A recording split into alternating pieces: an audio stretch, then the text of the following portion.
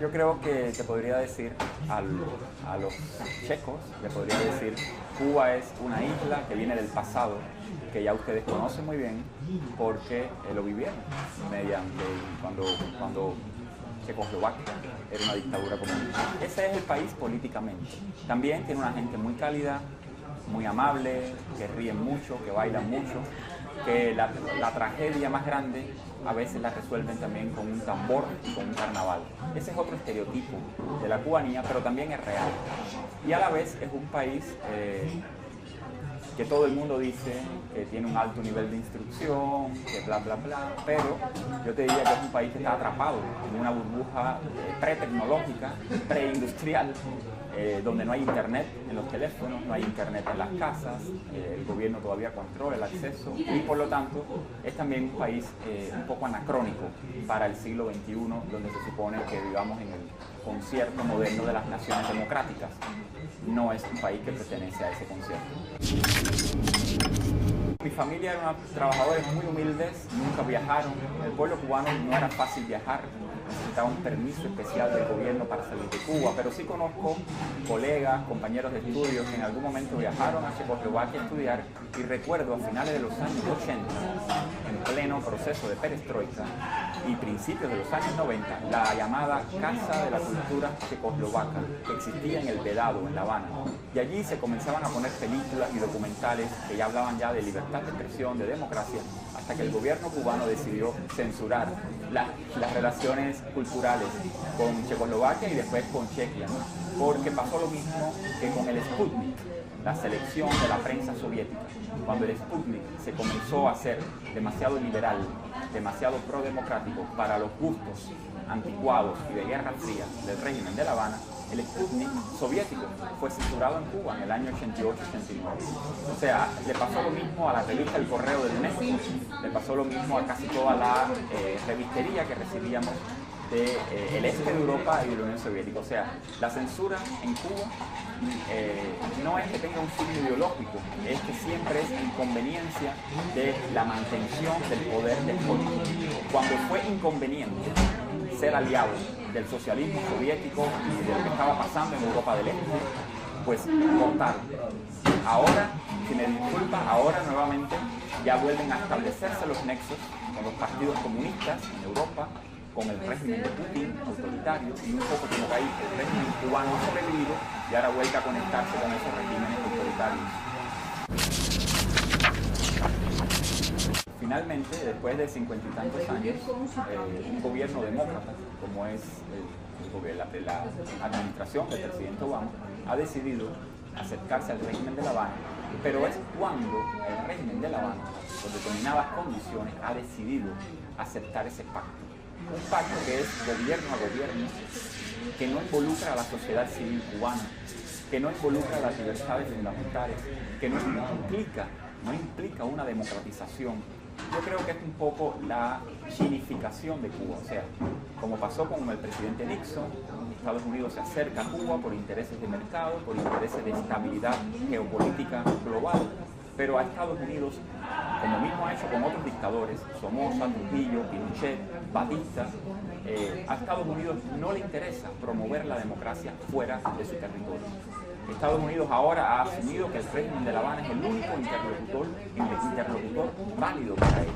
Y están hablando con un régimen que nunca ha sido votado y que de hecho secuestró no solo los derechos del pueblo cubano, el régimen de Cuba secuestró la soberanía de Cuba.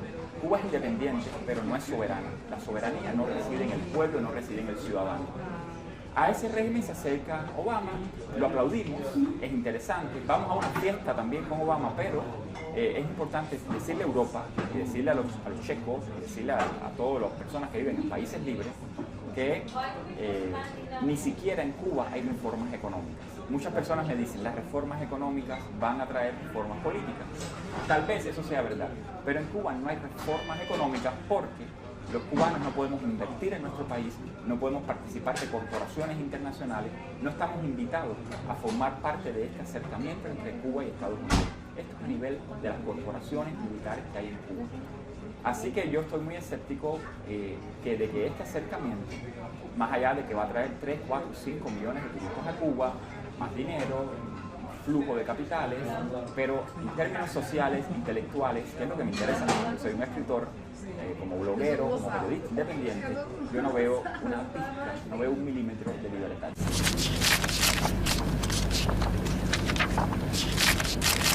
Bueno, por lo menos 7.000 o 10.000 cubanos que ahora mismo se están escapando vía Ecuador, Panamá, Costa Rica, Nicaragua para cruzar México y entrar.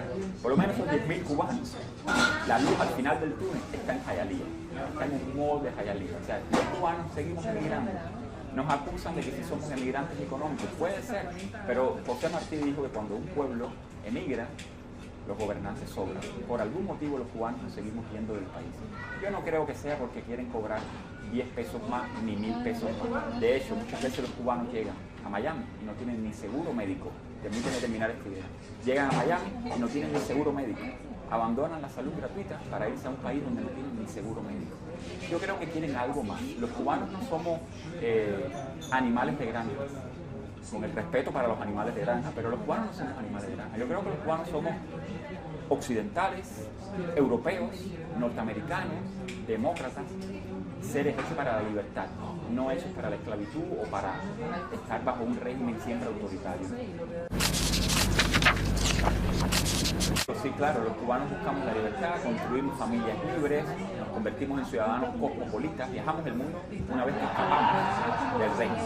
Pero es un buen punto recordar que una vez que ese cubano necesita regresar a Cuba, aunque sea ciudadano checo, aunque sea ciudadano norteamericano, ese pasaporte no le sirve para regresar a su país y tiene que comprar un pasaporte cubano. Cuando compra el pasaporte cubano, todavía un cubano, estamos hablando de 2 millones de cubanos, con pasaporte cubano, no pueden regresar a Cuba. El pasaporte cubano tiene que estar habilitado, tiene que tener una especie de autorización, una visa, para poder entrar a Cuba de nuevo.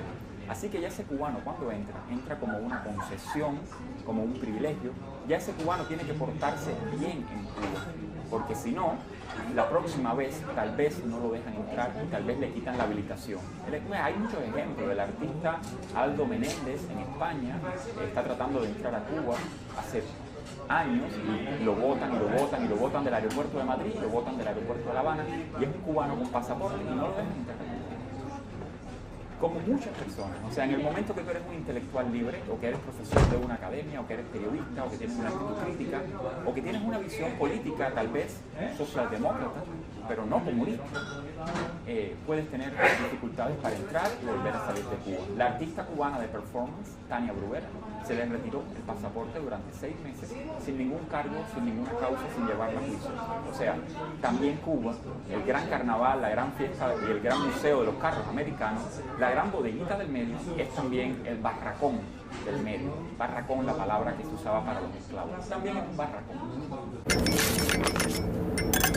Bueno, hace un año y tanto, cuando salí de Cuba, he estado en varias universidades de Estados Unidos, dando conferencias, buscando oportunidades de tema literario, tema social, político. Y pues apliqué y me dieron una beca por 2 años en Reykjavik. Ahí estoy terminando una novela, que probablemente es una novela biográfica que trata precisamente de la experiencia cubana, de vivir en una sociedad cerrada y de repente salir y encontrarse en un mundo que llegamos tarde. Nosotros en muchos sentidos todavía vivimos en 1980 y tanto. Llegamos y no sabemos bien si el muro de Berlín está en pie o no, porque nunca vimos en la televisión cubana.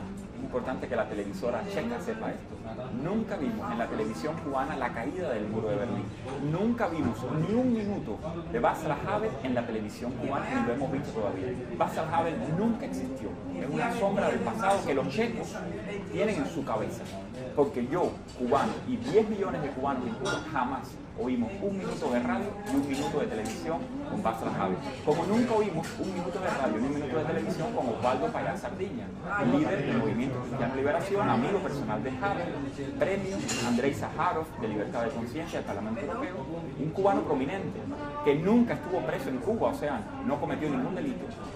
Nunca salió, nunca sus artículos, sus proyectos ciudadanos fueron transmitidos por los medios nacionales, por lo tanto no son medios nacionales, no son medios públicos, son medios privados del Partido Comunista.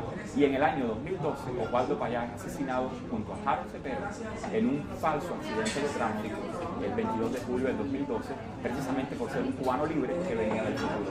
Los checos que vayan a la isla, los checos que vayan a disfrutar de nuestras hermosas playas y paisajes, la iconografía revolucionaria, también debieran recordar que cubanos como Osvaldo Payá querían vivir en su país también, querían tener un futuro en Cuba y no pudieron ser porque el régimen de La Habana sigue actuando con impunidad.